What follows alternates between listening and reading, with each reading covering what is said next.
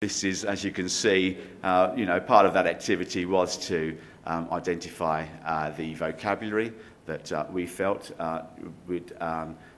students would need to know in order to approach this text. You can see I've jumped ahead really. I'm not really talking about getting knowledge ready now, I'm talking about vocabulary.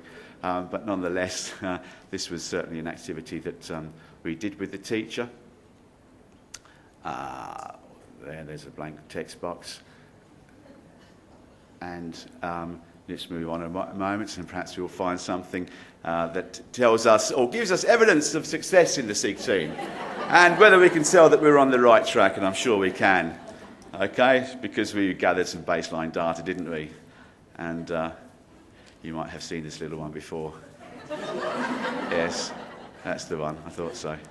Yes. Anyway, so we collected some baseline data, and yes, okay, so that data told us that although students engage with and value their prior knowledge, they find it hard to access their existing knowledge and link it with the text, or to see where the text fits in with their existing knowledge.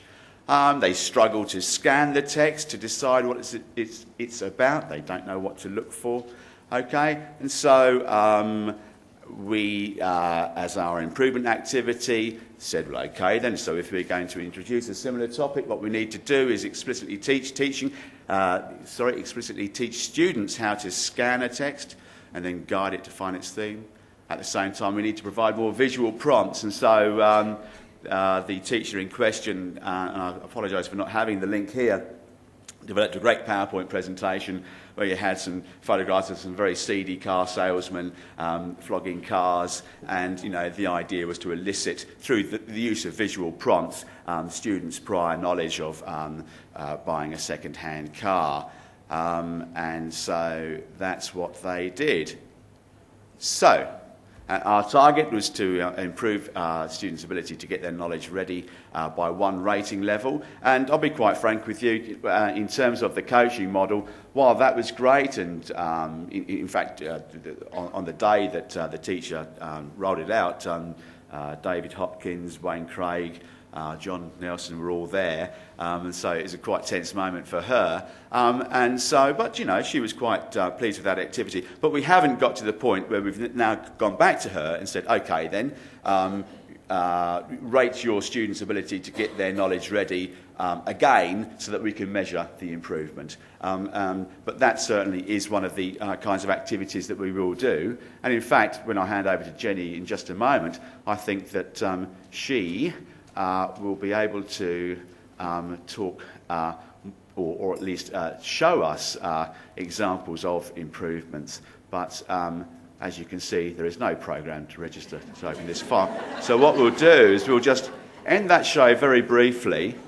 Okay, we'll go here to see what we know about fairies. Thank you. And you stay right there. I'll stay right here. Because I don't know where the stuff is. All right. Yes, but I need to be able to read this as well. Obviously, mine's about pre and post getting knowledge ready data. And we're looking at the NAPLAN at the moment, so there's a great source of data.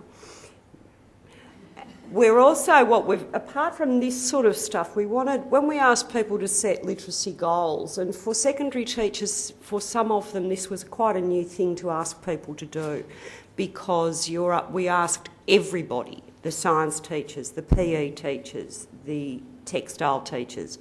They did need a great deal of discussion and support to actually write those goals. And we wanted them to be able to target a specific class as well. So it wasn't to be a wide open, all year 8s will improve by X progression points. We wanted them to be quite tight. So we ended up with things like, in my textile class, because I will get knowledge ready, students will be able to comprehend the text better.